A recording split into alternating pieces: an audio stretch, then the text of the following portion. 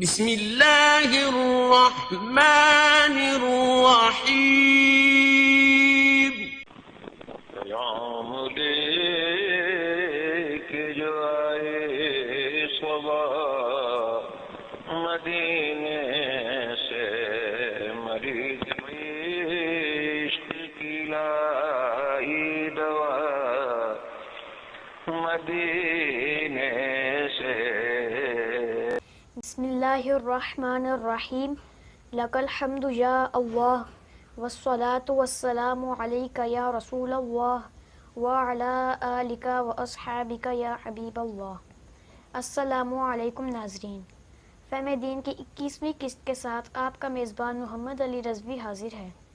آج ہمارے ساتھ موجود ہیں مجاہد اہل سنت علامہ قاری محمد یاسین چوہان رحمۃ اللہ علیہ کے رفت جگر جناب محمد ضیاء الحق چوہان صاحب۔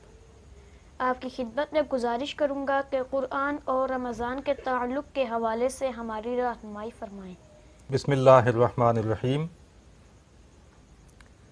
لک الحمد یا اللہ والصلاة والسلام علیک یا سیدی یا رسول اللہ وعلی آلک واصحابک یا سیدی یا حبیب اللہ۔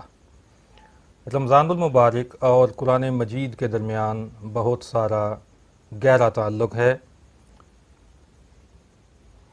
اور ان دونوں کے درمیان کئی مناسبتیں ہیں۔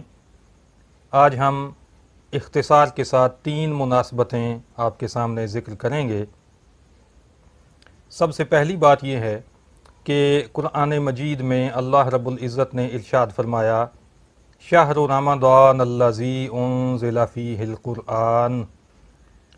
رمضان کا مہینہ وہ ہے جس میں قرآن اترا۔ ھدی للناس، یہ لوگوں کے لیے ہدایت ہے، وبینات من الہدی والفرقان، اس میں روشن باتیں ہیں، اس میں واضح باتیں ہیں ہدایت کے لیے اور حق اور باطل میں تفریق کرنے کے لیے، حق اور باطل میں پہچان کرنے کے لیے اس میں بڑے واضح ضابطے موجود ہیں۔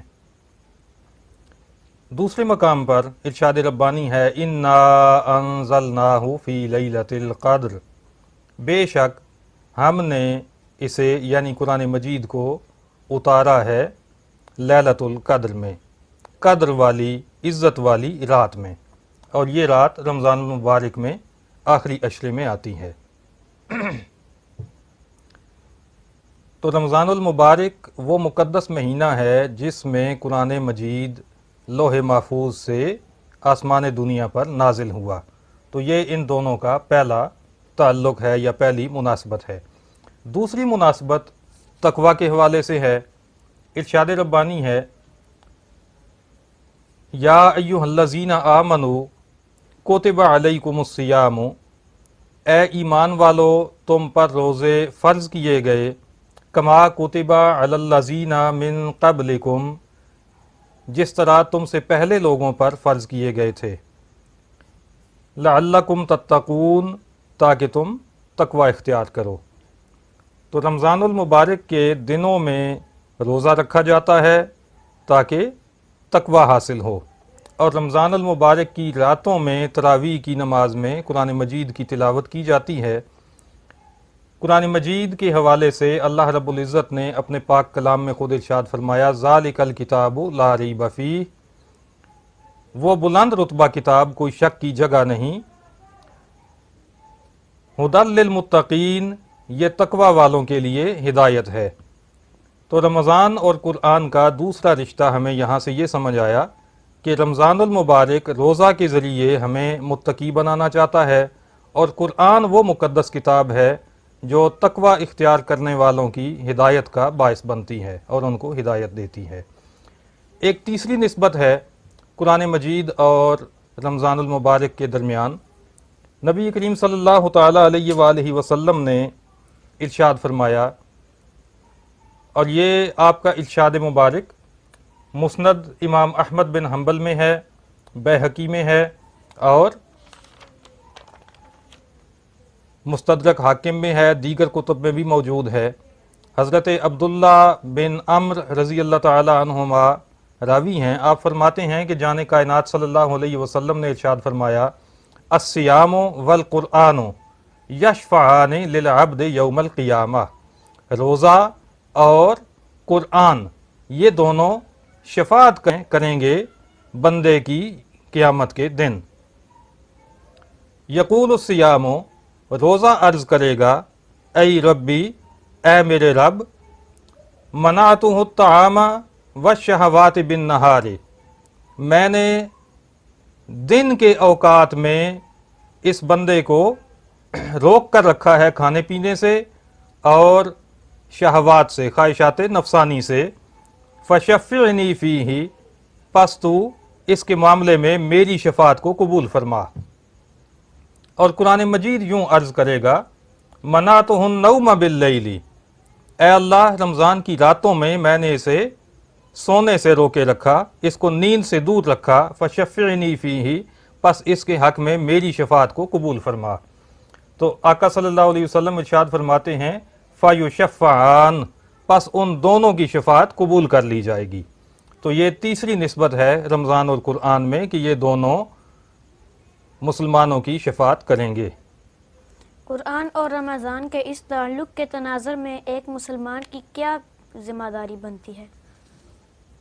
قرآن مجید اور رمضان المبارک کا جو تعلق ہم نے ذکر کیا ہے، اس کو مد نظر رکھتے ہوئے ایک مسلمان کی یہ ذمہ داری بنتی ہے کہ وہ زیادہ سے زیادہ قرآن مجید کی تلاوت کرے رمضان المبارک کے ایام میں اور اس کی راتوں میں۔ اور جب ہم اپنی تاریخ کو کھنگالتے ہیں تو ہم دیکھتے ہیں کہ صدیوں سے اہل ایمان کا یہ معمول ہے کہ وہ رمضان المبارک میں تلاوت قرآن مجید کے لیے عام مہینوں کی نسبت زیادہ کوشاں نظر آتے ہیں۔ ایسے لوگ جن کو پورا سال اپنی مصروفیات کی بنا پر تلاوت کی سعادت نہیں ملتی اور وہ اس سے دور رہتے ہیں، وہ بھی کوشش کرتے ہیں کہ رمضان المبارک میں جس قدر بھی ہو سکے قرآن مجید کی تلاوت کی جائے۔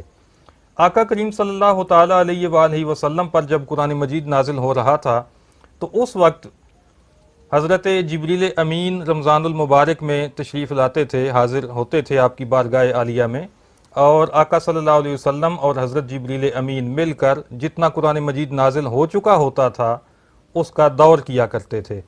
اور آخری رمضان المبارک جو آقا صلی اللہ علیہ وسلم کی حیات مبارکہ میں آیا، اس میں آپ نے جبریل امین علیہ السلام کے ساتھ مل کر 2 دفعہ پورے قرآن مجید کا دور کیا تھا۔ تو یہاں سے بھی یہ بات سامنے آتی ہے کہ اس مہینے میں قرآن مجید کی تلاوت زیادہ سے زیادہ کی جانی چاہیے۔ کیا قرآن کی تلاوت کرنے سے قرآن مجید کا حق ادا ہو جاتا ہے؟ قرآن مجید کی تلاوت بلا شبہ بڑی عظیم عبادت ہے اور اس پہ اللہ تعالیٰ نے بڑا عظیم اجر کا وعدہ فرما رکھا ہے، لیکن فقط تلاوت کر لینے سے حق ادا نہیں ہوتا۔ پہلے بھی ہم نے آیت آپ کے سامنے پیش کی ہے، ارشاد ربانی ہے شہر رمضان الذی انزل فیہ القرآن ھدی للناس، رمضان المبارک کا مہینہ وہ ہے جس میں قرآن اترا لوگوں کی ہدایت کے لیے۔ تو ہدایت صرف تلاوت کر لینے سے، صرف الفاظ کی ادائیگی سے نہیں آئے گی، بلکہ ہدایت کے لیے قرآن مجید کو ترجمے کے ساتھ پڑھنا پڑے گا، تفسیر کے ساتھ اس کو سمجھنا پڑے گا اور پھر اس پہ عمل کرنا پڑے گا، تب جا کر قرآن مجید سے ہم ہدایت حاصل کرنے کے قابل ہو سکیں گے۔ تو ناظرین کرام، اپنی مصروفیات میں سے کچھ وقت ترجمہ اور تفسیر کے مطالعے کے لیے بھی ضرور وقف کرنے کی کوشش کیا کیجیے۔ کیا قرآن سمجھنے کے لیے کوئی بھی ترجمہ پڑھا جا سکتا ہے؟ جہاں تک قرآن مجید کے ترجموں کی بات ہے، اردو زبان میں قرآن مجید کے بے شمار ترجمے مارکیٹ میں موجود ہیں۔ جب ہم مارکیٹ میں جاتے ہیں کوئی بھی چیز خریدنے کے لیے تو ہم دیکھتے ہیں کہ جہاں اعلیٰ کوالٹی کا مال ہمیں ملتا ہے وہاں پہ 2 نمبر مال کی بھی مارکیٹوں میں بھرمار نظر آتی ہے۔ یہی معاملہ بدقسمتی سے یہاں پر بھی درپیش ہے کہ مارکیٹ میں موجود قرآن مجید کے اردو تراجم میں سے اکثر تراجم ایسے ہیں جن میں اللہ تعالیٰ کی شان میں بھی گستاخیاں کی گئی ہیں، جن میں انبیاء کرام علیہم السلام کی عظمتوں اور رفتوں کو بھی پامال کیا گیا ہے۔ تو ترجمہ پڑھنے کے لیے بہت احتیاط کی جائے اور ایسے گمراہ کن ترجموں سے بچنا ضروری ہے۔ اب سوال یہ ہے کہ کون سا ترجمہ ہے جو زیادہ بہتر اور اتھینٹک ترجمہ ہے، تو اس حوالے سے ہمارے جو مستقل ناظرین ہیں ان کو یاد ہوگا کہ فہم دین کی 6ٹھی قسط میں ہم نے بسم اللہ الرحمن الرحیم کے ترجمے پہ بات کی تھی، اور فیضان مجاہد اہل سنت لائبریری میں موجود 14 اردو تراجم اپنے سامنے رکھ کر بسم اللہ کے ترجمے کا تجزیہ ہم نے کیا تھا، اور ہم اس نتیجے پر پہنچے تھے کہ وہ ترجمہ جو قرآن مجید کی روح کے مطابق ہے اور جو بالکل درست ترجمہ ہے وہ ہے کنز الایمان، یعنی ایمان کا خزانہ۔ تو ناظرین کرامی، قرآن مجید کو جب بھی ترجمے کے ساتھ پڑھنا چاہیں تو کنز الایمان شریف کا مطالعہ کیجئے، اور مزید وضاحت درکار ہو تو کنز الایمان کے ساتھ 2 حاشیے بھی اویلیبل ہیں، نور العرفان اور خزائن العرفان، تو ان میں سے جو حاشیہ بھی آپ کو دستیاب ہو سکے اس کا بھی مطالعہ کیجئے تاکہ قرآن فہمی کے لیے آپ کو آسانی ہو۔ ناظرین، آج قرآن اور رمضان کے تعلق اور قرآن فہمی کے حوالے سے ہمیں بہت اچھی معلومات میسر آئی ہیں۔ ہم چونکہ خطہ پوٹوہار کے باسی ہیں، پوٹوہاری ہماری زبان ہے، اور اپنی زبان میں قرآن سمجھنے کا اپنا ہی ایک مزہ ہوتا ہے۔ حال ہی میں قرآن مجید کا پہلا پوٹوہاری ترجمہ شائع ہوا ہے۔ اگلی قسط میں ہم اپنے ناظرین کو اس ترجمے کا تعارف کروانے جا رہے ہیں۔ تب تک اپنے میزبان محمد علی رضوی کو اجازت دیجیے، فی امان اللہ و رسولہ۔